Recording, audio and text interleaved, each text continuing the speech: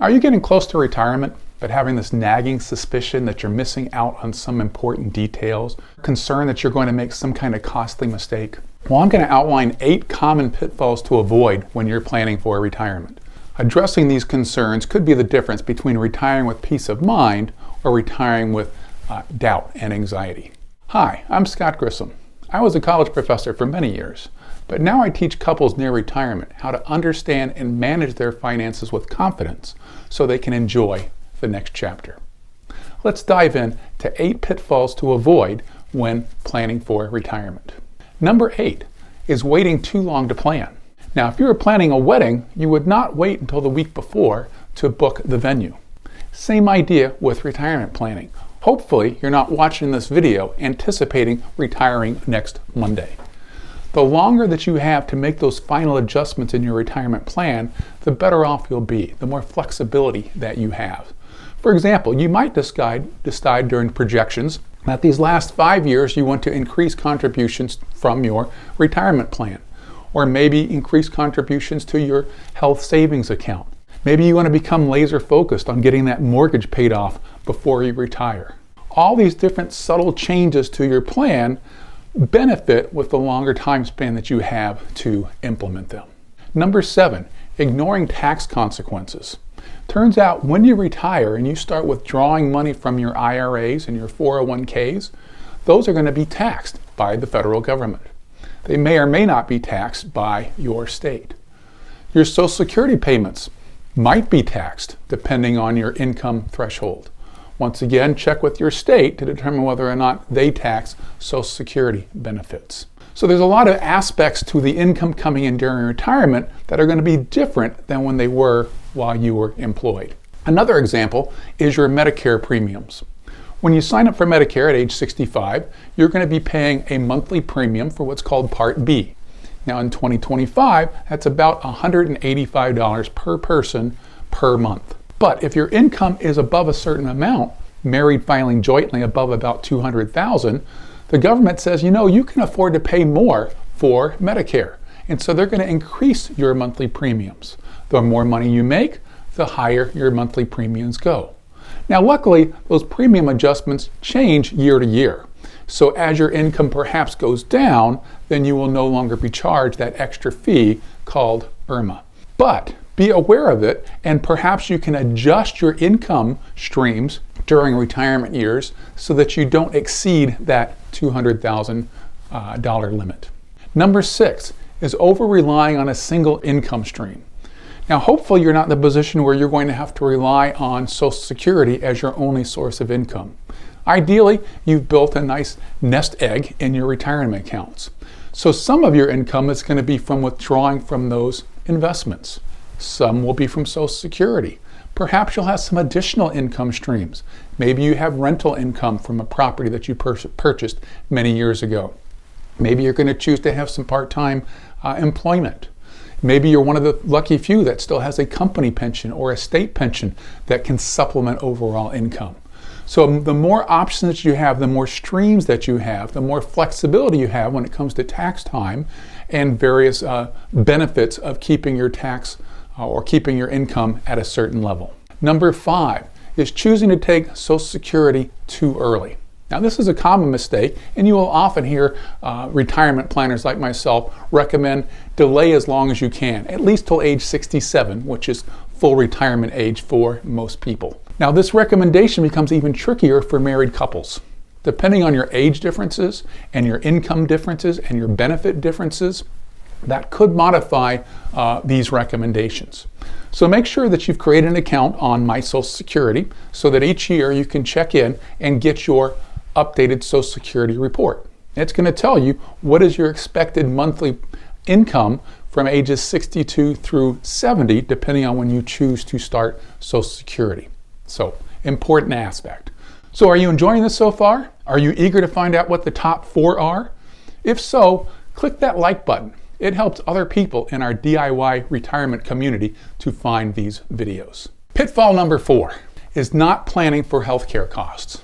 Now, when you retire, you're going to start more than likely Medicare. Now, if you retire before age 65, though, that's an important consideration, because since you're not eligible for Medicare, you're going to have to rely on some other kind of health care coverage. Maybe it's through the private marketplace. Maybe you're lucky and your company has some kind of retiree benefits where you can stay on with their retirement or their health insurance plan for a while. But either way, you need to plan for health care costs. Now, this may surprise you, but the national average that people spend during retirement on health care is about $6,000 per year per person.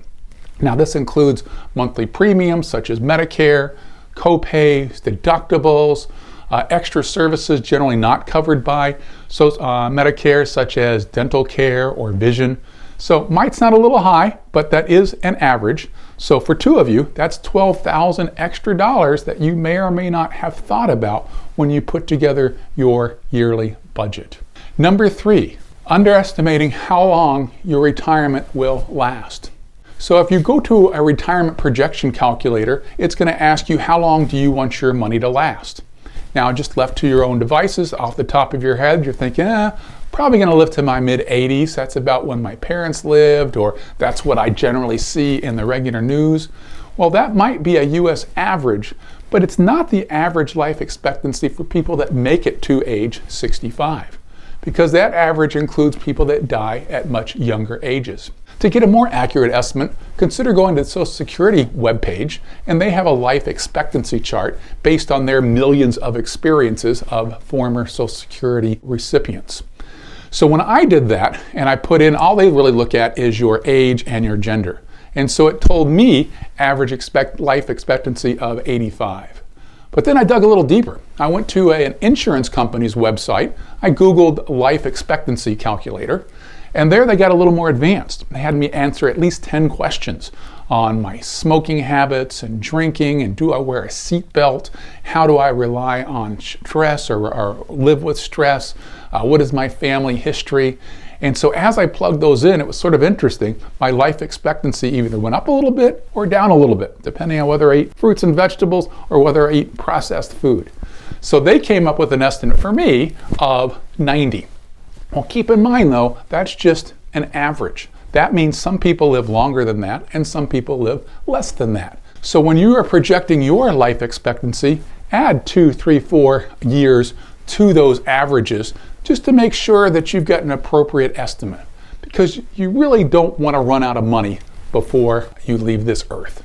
Number 2 is underestimating your retirement expenses. So you want to put together a budget of how much you spend each year on groceries and gasoline. And don't forget those one-offs where you pay property taxes maybe once a year, or home insurance or car insurance. Come up with basic living expenses, and then we're going to add to that your fun money. How much do you want to contribute to travel, if that's important to you, or gifts for the grandkids, or charitable donations? So you can have 2 different tiers. You can have your basic living expenses and then above and beyond that, so your bucket list items. But let's take a look at the cost if you decide that your living expenses are $70,000 per year.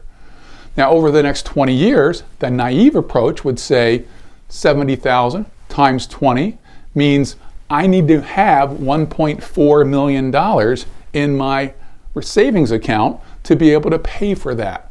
Well, it turns out you've underestimated a little bit because you forgot about the importance of inflation. So let's take a look at the chart again, and this time we see that inflation increases that $70,000 by 3% in year 2, again in year 3, again in year 4, so that we get to year 10, we're up to almost $91,000 per year instead of 70. When we get to year 20, we're up to about $122,000 per year.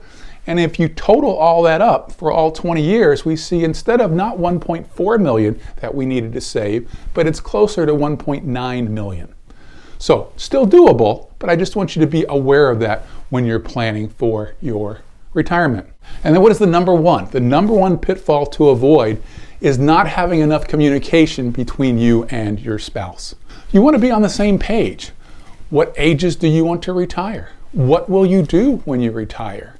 Are you going to move closer to the grandkids? Are you going to move further away from the grandkids? One of my favorite stories is a couple. The wife has already retired. She's been retired for several years, or maybe she hasn't worked for a number of years. And the husband's getting ready to retire. And the wife turns to the husband and says, honey, I love you, but only for 2 hours per day. You're going to have to find something to do during retirement to get out of the house because I need my alone time. Seriously though, make sure that you're working with your partner to come up with these big goals. So there you have it. 8 pitfalls to avoid when you're approaching your retirement. That can be the difference between retiring with peace of mind and retiring with doubt and second guessing. Oh, and one more thing. Remember to subscribe so you can continue seeing more videos like this that help you retire smarter. Until next time.